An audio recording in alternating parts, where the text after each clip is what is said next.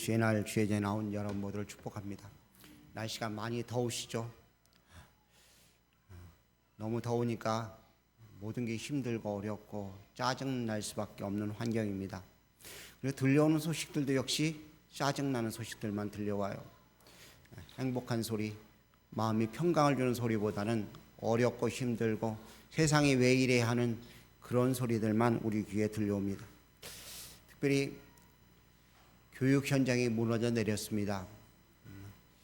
선생님의 인권이, 교권이 완전히 땅바닥에 떨어져서 아이들이 선생님 알기를 우습게 알고 잘못된 방향으로 나가는 이 현실을 바라보면서 성경은 우리에게 이 모든 것을 마지막 때 현상이라고 말씀하고 있습니다. 사람들이 무정하며 난폭해진다고 성경은 기록하고 있는데, 돈을 사랑한다고 기록하고 있는데, 그 모습이 온전히 이 시대에 지금 벌어지고 있습니다. 지금부터 한 10년 전만 해도요, 교대를 가려면 반에서 1등 하지 않고는 못 갈 정도로 그냥 서로 치열했어요. 그런데 지금은 교대에 정원이 모질란대요. 그 교대를 가려고 하지 않는다고 하고 있다고 합니다. 원인은 권위가 땅에 추락되어졌고 모든 것이 다 질서대로 되지 않는데 있는 것입니다. 오늘 이 시간 주님 오시는 그날 여러분과 제가 흠없이 보존되어지는 우리의 심령 되어지고 이 땅이 되기 위해서 주님의 크신 은혜가 여러분과 저에게 임할 수 있기를 주의 이름으로 부탁을 드립니다. 마지막 때의 현상을 바라오며 왜 이래 하고 그렇게 말하지 말고 우리만큼이라도, 기독교인만큼이라도 하나님 앞에 온전한 모습으로 서서 세상을 변화시키고 세상에 희망과 소망을 줄 수 있는 우리들이 되어줄 수 있기를 간절히 원합니다. 세상에는 세 개의 기둥이 있다고 합니다. 첫 번째는요, 공부의 기둥이 세워져 있어야 된다고 합니다. 공부란 말은 여러 가지 의미로 해석될 수 있지만 정보라는 말로도 해석할 수 있습니다. 공부는 다른 사람의 것을 취득하는 것이 공부죠. 정보도 역시 마찬가지입니다. 다른 사람의 가지고 있는 지식들을 내 것으로 만드는 것이 정보예요. 근데 정보 습득이 아닌 하나님의 이 땅에 나를 보내신 뜻을 아는 것이 참 공부의 모습인 거예요. 근데 이런 공부보다는 어떻게든지 다른 사람보다 지식을 한 가지라도 더 가지고 있는 사람들을 똑똑하다고 말하고 그런 사람들을 향해서 뛰어난 인재라고 이야기를 합니다. 근데 우리는 하나님의 이 땅에 우리를 보내신 목적을 알아야 됩니다. 하나님의 보내신 뜻을 알고 그 뜻대로 사는 힘을 얻는 것이 바로 공부의 참된 목적이죠. 두 번째는요, 예배입니다. 예배라는 기둥이 반드시 세워져 있어야 됩니다. 예배가 뭐죠? 잠깐 모여서 하나님 찬송하고 기도하고 설교 몇 마디 하고 흩어지는 게 예배가 아닙니다. 예배는 하나님이 우리를 창조하신 목적을 알고 그 목적대로 살아가는 것이 예배의 참모습입니다. 그래서 로마서 12장에 이 세대를 본받지 말고 하나님이 기뻐하신 뜻이 무엇인가를 분별하여서 그 뜻대로 살아갈 것을 우리에게 명령하고 계십니다. 우리는 하나님이 우리를 창조하신 본래 의미를 알고 주님을 높여드리는 귀한 삶을 살아야 됩니다. 그러니까 예배의 기둥이 딱 되어 있는 사람은 어떤 환경이 되어져도 흔들릴 이유가 없는 것이죠. 세 번째는 자애의 기둥이 세워져 있어야 된다고 합니다. 자애가 무엇이냐면 이웃을 불쌍히 여기는 마음이에요. 긍휼의 마음입니다. 이웃에게 사랑을 베푸는 마음입니다. 그런데 지금 이 시대는요, 이웃에게 사랑을 베풀기보다는 내 마음에 안 든다고, 내 기분대로 안 된다고 함부로 행동하고 많은 사람들을 해야 하는 안타까운 모습을 보게 되어집니다. 우리는 말세를 살아가고 있다고 합니다. 자연현상을 보면 정말 주님이 코앞에 오신 것처럼 느껴집니다. 마치 소돔과 고모라처럼 불과 유황이 쏟아지는 것처럼 연일 뜨거운 폭염이 내리쬐고 있고요, 온 지구 전체가 지금 불덩어리가 되어지고 있습니다.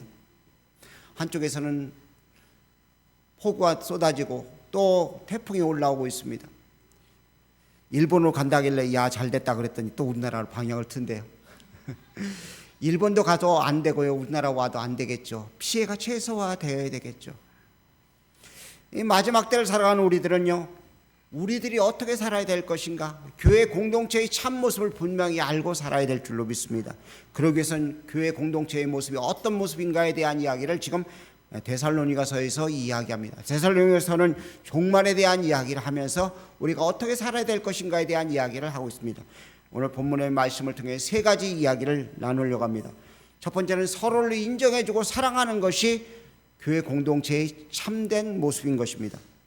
12절 말씀을 보니까 이렇게 기록합니다. 너희 가운데 수고하고 12절부터 보면은 사랑 안에서 가장 귀히 여기며 너희끼리 화목하라고 요청하고 있습니다. 귀하게 여기는 태도, 그건 굉장히 중요합니다. 산에 가면은 산 정상에 도착하면 흔히 하는 일이 있죠. 뭐 하죠? 메아리를 울리도록 야호라고 외쳐요. 근데 이 나쁜 놈아 그러면 어떻게 해요? 나쁜 놈 소리가 들려옵니다. 축복받을 사람이라고 이야기하면 그것이 들려와요. 마찬가지로요, 우리는 사람에 대해서 이야기할 때 그것이 내게 돌아온다는 사실을 인식하고 살면 한 사람 한 사람 귀하지 않은 사람이 없는 거예요. 모두가 귀하게 대접하고 모두를 온전한 모습으로 만들어야 되겠죠.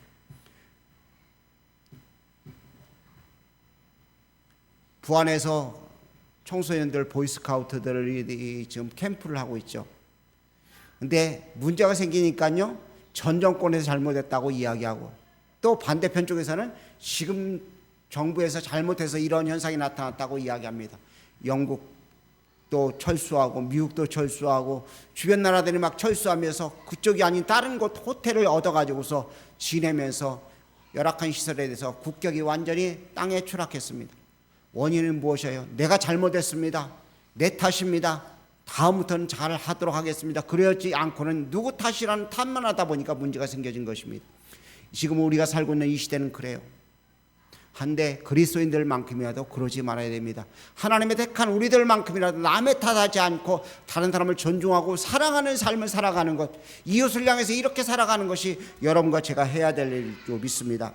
남의 하다 보면은요, 그 사람을 존중할 수 없어요. 근데 남의 탓하지 않고 그 사람을 존중히 여길 수 있는 방법이 무엇이냐? 그리스도를 만날 때 가능한 것입니다. 그 사람이 주님을 만날 때 그 사람을 귀중히 여기게 되어지고 소중히 여길 수 있는 것입니다.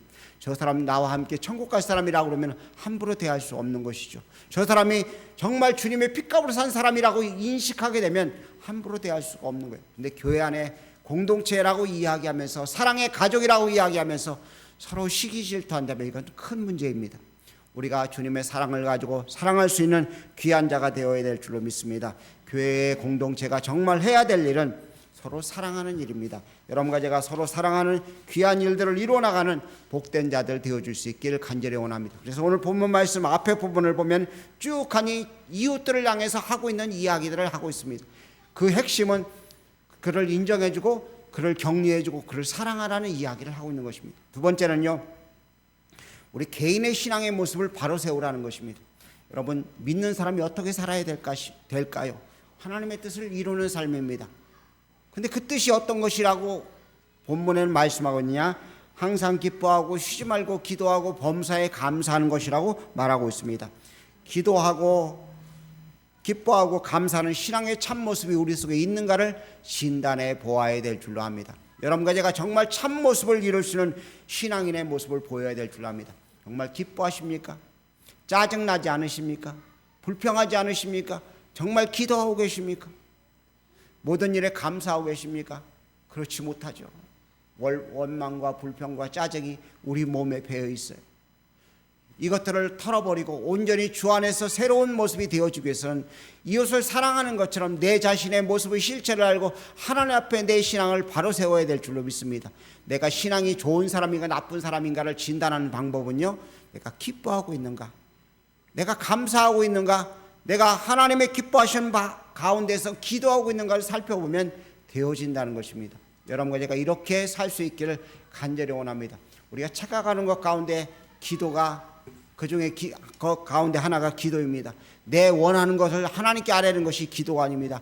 하나님 뜻대로 할 수 있는 힘을 얻도록 구하는 것이 기도예요. 여러분과 제가 그렇게 기도할 수 있는 그런 자들 되어줄 수 있기를 간절히 원합니다. 정말 항상 기뻐하는 여러분과 제가 되어야 될 줄 압니다. 밤에도 열대야 때문에 힘들어서 잠을 이루지 못합니다. 25도가 넘는 더위가 우리를 힘들게 합니다. 근데 짜증 부리지 말고 겨울을 생각하십시오. 눈이 펑펑 내리는 날 생각하고 몸이 달달달 떠는 때를 한번 생각해 보십시오. 그러면 이길 수 있어요. 근데 우리는 모든 일에 짜증내는 것이 체질이다 보니까 기뻐하는 것보다는요, 불평하는 것이, 감사하는 것보다 원망하는 것이 우리의 몸에 배어져 있다는 것입니다. 여러분과 제가 정말 하나님 앞에 기뻐하는 참 모습을 이룰 수 있는 귀한 자들 되어줄 수 있길 간절히 원합니다. 자, 기뻐하는 현상 가운데 딱 드러난 현상 뭐가 있을까요?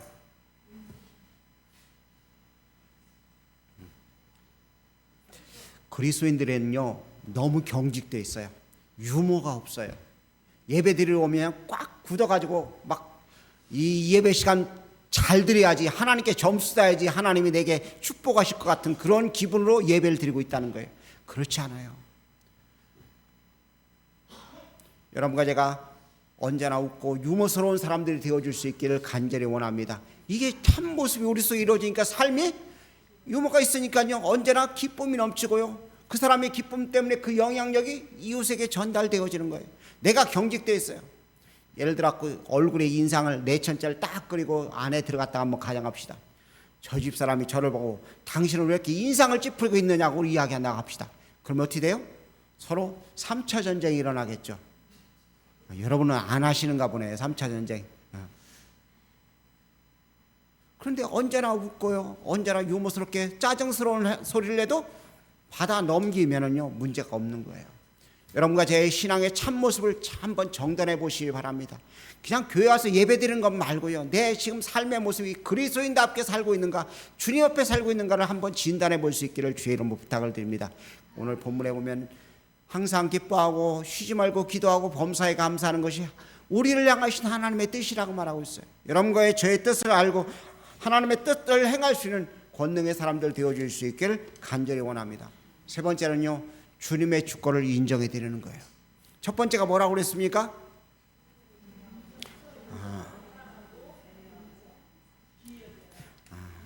너무 막 요란하게 많이 해서 잘 모르시겠는가 본데, 사람을 인정해 주고요, 사랑하라는 것입니다. 그 사람을 인정해 주고 화목하게 되어서 사랑하는 삶, 즉 한마디로 요약하면 이웃 사랑하는 거예요.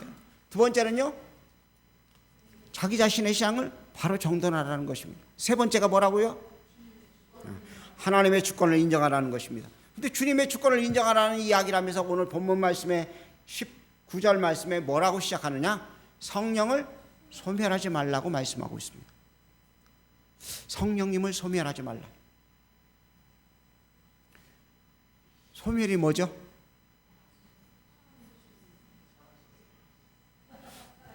소멸한다는 이야기는 어떻게 해요? 그 불이 꺼지게 만드는 현상을 말하는 거죠. 성령님이 우리 속에서 일하십니다. 성령이 우리 속에 감동을 주셔요. 그런데 그 감동 주시는데, 에이, 오늘 날씨도 더운데 전도하라고 성령님이 감동 주셨지만 다른 날 하지, 가을에 선선해지면 하지, 그러면 못하는 거예요. 이게 성령을 소멸하는 거예요. 우리는 다 성령 받은 사람들입니다. 성령의 충만함을 우리가 사모해야 되는데 자꾸만 성령을 소멸해요. 그러면 성령을 소멸하다 보면 성령의 감동이 내 속에 없게 되니까 사람이 강팍해지게 되어 있는 거예요. 여러분과 제가 성령을 소멸하는 미련한 자들 되지 않기를 주의 이름으로 축복합니다. 성령을 소멸한다는 이야기는 하나님의 주권을 인정하지 않기 때문에 소멸하는 거예요. 주님이 어떤 분인가를 알면은요, 소멸하지 않는 거예요. 자, 대통령이 저한테 이야기를 합니다. 목사님, 이번 돌아오는 토요일 날 저희 청와대에 방문하셔서 설교 좀 해주십시오 하고 부탁을 했습니다. 제가 그 부탁을 어떻게 할까요? 우리 집사람은 또 그 부탁 받았다는 소식을 듣자마자 온 천지에다 카톡에다가 우리 목사님 설교하러 간다고 다 띄우겠죠. 그렇죠? 근데 제가 싫다고 안 간다고 그랬어요. 대통령이 또 연락 왔어요. 한 번만 와서 설교 좀 해달라고, 시골교회 목사님의 설교를 좀 듣고 싶다고. 근데 또 거절을 했어요. 그 다음에는 요청을 할까요? 안 해요. 일국의 대통령도 부탁해서 거절을 하면 무안해서 아예 무시해버리는데, 하물며 살아계신 하나님, 천지를 창조하신 하나님이 우리에게 부탁하시는데 그걸 거절했어요. 전도하라고, 기도하라고, 감사하라고. 찬양하라고, 하나님께 예물 드리라고 우리의 마음에 감동을 주시는데 그것을 거절하기 시작하면 결국 우리의 마음에 감동이 사라지게 되어 있는 거예요. 하나님의 주권을 인정치 않기 때문에 우리의 마음에 하나님의 감동이 사라지면 딱딱한 사람이 되는 거예요. 사람이 형식화되어 버리고 마는 거예요. 바리새인들이 왜 그랬어요? 주님이 그들을 책망한 이유가요, 형식화되어 있는 거예요. 성령의 역사하심을 아예 무시했기 때문에 그들이 딱딱해져 버리고 말았어요. 오늘 우리들은 안 그런가요? 성령을 소멸치 않으신가요? 여러분과 제가 성령의 감동을 억제하지 마시기 바랍니다. 성령이 감동하면 예 알겠습니다, 즉시 순종할 수 있기를 간절히 부탁을 드립니다. 아이고 목사님 나중에 하면 되죠. 나중에 하는 건 그건 감동을 따르는 것이 아니에요. 성령이 우리에게 역사하시는 대로 즉시 소멸하지 말고 예 알겠습니다 하고 순종하는 여러분과 제가 되어줄 수 있기를 간절히 원합니다. 두 번째는 뭐라고 이야기하고 있느냐? 예언을 멸시 말라고 말하고 있습니다. 예언하면 우리는 앞날을 아는 것을 예언이라고 착각하고 있어요. 물론 그것도 예언입니다. 그런데 신약에 들어와서 예언은요, 하나님 말씀이에요. 설교예요. 하나님 말씀을 무시해 버린다는 것은 어떻게 돼요? 그 말씀을 받아들이지 않기 때문에 무시하는 거죠. 길을 지나가고 있습니다. 뒤에서 어떤 사람이 불러요. 그러면 어때요? 그 사람을 왜 부르나 하고 쳐다보면 무시하는 것이 아니지만 너는 불러라 나는 가겠다 그러면은요, 그 사람을 무시하는 것이 되는 것입니다. 하나님 말씀이 내 속에 있으면은요, 무시할 수가 없어요. 즉 성령의 멸시하는 것은 하나님의 말씀을 무시하기 때문에 우리가 하나님 말씀을 오늘 본문 말씀을 통해서 멸시하는 것입니다. 받아들이지 않는 거예요. 말씀보다 위에 있는 것들이 우리 속에 있으면 하나님 말씀을, 예언을 무시하게 되어 있습니다. 여러분과 제가 하나님 말씀을 멸시하는 미련한 자들 되지 않기를 주의 이름으로 간절히 부탁을 드립니다. 우리는 너무나 많은 삶 속에 성령의 역사하심을, 예언의 말씀을 무시하는 일을 너무나 잘했습니다. 소멸한다는 것, 멸시한다는 것, 그것을 다른 말로 한번 예를 들어보겠습니다. 저희 집 사람이 식초를 못 먹어요. 잘 못 먹어요. 며칠 전에 어느 식당에 갔는데요, 막국수를 먹었는데 막국수가 식초가 들어갔는데 잘만 먹더라고요. 자, 예를 들어서 저희 집사람이 식초를 잘 못 먹는데 거기다가 제가 초를 부었어요. 식초를 부었어요. 이게 뭐 하는 행위예요? 먹지 말라는 거잖아요. 그렇죠? 우리는 어떤 일에 문제가 생길 때 뭐라고 표현을 하냐? 초친다고 그래요. 초친다고. 하나님의 일이 진행되지 못하도록 방해하는 일, 그걸 초치는 행위예요.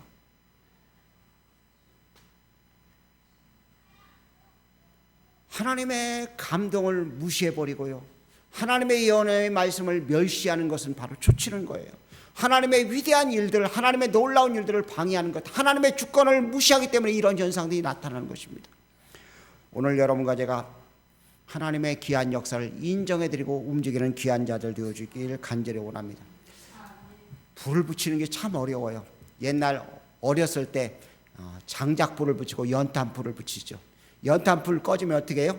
밑에 신문지 갖다 놓고 또 나무 잘게 썰어가지고 그 붙이죠. 불 붙이기가 참 편하죠? 어려워요. 그렇죠? 한번 꺼진 불 붙이기가 없이 어려워요. 성령을 소멸하고 우리 속에 감동이 없으면, 하나님의 주권을 인정하지 않으면 그 불을 다시 붙이기가 어려워요. 안타깝게도 많은 사람들이 자기가 불이 꺼졌는지 안 꺼졌는지 몰라요. 연탄불을 피우면 어때요? 연탄불의 가장 중요한 게 뭐죠? 제 시간에 갈아주는 거예요. 그렇죠? 구멍이 안 맞아도 괜찮아요. 불이 이렇게 붙으니까. 그런데 제 시간에 안 갈아주면 아예 꺼져버리잖아요. 오늘 우리들 속에도 마찬가지예요. 성령이 내게 말씀하실 때 제때 순종하는 일이 필요하다는 것입니다. 이게 우리 속에 있을 때 하나님의 놀라운 역사를 이룰 수 있고 영광 돌릴 수 있는 삶이 될 수 있는 것입니다. 처음 순종합니다. 그러면 힘을 얻어요. 힘을 얻는데 더 움직이면요, 탄력을 받아서 더 큰 일, 더 놀라운 일을 자꾸만 해나갈 수 있어요. 근데 한 번 거절하기 시작하면은요, 그 일은 자꾸만 도태되어서 결국 닫혀진 상태가 되어지는 것입니다. 여러분과 제가 성령을 소멸하는 미련한 행동, 예언을 멸시하는 어리석은 행동들을 하지 않기를 간절히 원합니다. 세 번째는 이렇게 기록합니다. 21절 말씀을 보면 범사에 대하여 좋은 것은 취하고 악은 모든 모양이라도 버리라. 이 말은 심판주 앞에 선다는 사실을 인식하고 살라는 것입니다. 좋은 것은 취하고 나쁜 것은 버리라는 것입니다. 주님의 주권을 인정하는 사람은요, 날마다 올바른 행동을 할 수 있고요, 온전한 모습으로 살아갈 수 있음을 이야기해 주고 있습니다. 이렇게 살아가는 사람만이 흠없이 보존되어 줄 수 있는 거예요. 심판하신 주님은 곧 오신다고 말씀합니다. 되어지는 현상들을 가만히 보면요, 정말 주님이 심판하지 않으면 안 되는 그런 세상이 되어버렸습니다. 차별금지법 계속해서 이름을 바꿔서 이야기합니다. 평등법으로 이름을 바꿉니다. 원인은 하나예요. 동성애예요. 근데 성경은 동성애를 분명히 죄라고 명시하고 있고요, 그 죄를 범하는 사람을 돌로 쳐 죽이라고 말씀하고 있는데, 그렇게 말하면 법에 걸리게 되어지도록 자꾸 법을 만들고 있어요. 하나님은 여러분과 제가 하나님의 뜻대로 살기를 원합니다. 악한 것은요, 모양이라도 버려야 돼요. 추악한 것을 모양이라도 버려야 돼요. 이유는 하나예요. 심판하실 분이 앞에 계시기 때문에요. 하나님의 주권을 인정하는 사람은 야, 이거 버려야 되는구나, 하나님이 기뻐하지 않는 것이구나 하고서 알고서 바르게 살 수 있는 것입니다. 종말의 마지막 때라고 이야기한다면 정말 정신 차려야 됩니다. 그러기 위해서는요, 내가 흠없이 보존되기 위해서는 어떻게 살아야 되냐, 이웃을 인정하고 사랑하는 삶을 살아야 돼요. 내 자신이 참된 신앙의 모습을 보여야 돼요. 기뻐하고 기도하고 감사하는 삶을 살아야 되는 겁니다. 그리고 주님의 주권을 인정에 대해서 매일매일마다 성령의 이끄심을 따라서 온전한 모습으로 살아가는 삶, 이게 우리 속에 있을 때 바르게 되어질 수 있고 주님 앞에 설 때 온전한 모습이 될 수 있는 줄 믿습니다. 23절 말씀을 보면 이렇게 기록하고 있습니다. 그리스도께서 강림하실 때 흠없이 보존되어지길 원하노라. 주님이 오실 때 우리가 보존되어지는 삶 되어지길 원합니다. 티 흠이 없는 깨끗한 모습, 완전한 모습 되어질 수 있기를 간절히 원합니다. 여러분과 제가 그렇게 온전한 모습으로 살아가는 귀한 자들 되어지길 원합니다. 말세에 많은 현상들이 나타나는 것을 보고 불평하고 원망하지 말고요, 그 모든 문제를 짊어지고 주 앞에 기도해서 하나님의 기뻐하신 참 모습을 이룰 수 있는 여러분과 제가 되어줄 수 있기를 주의 이름으로 부탁을 드립니다. 기도하겠습니다. 사랑해 주님 감사합니다. 우리 이웃을 내 몸처럼 사랑하라 말씀하셨는데 저들을 귀히 여기지도 않고 저들의 약함을 비난하고 조롱하며 악을 악으로 갚는 미련한 행동들을 우리들이 너무나 많이 해왔음을 고백합니다.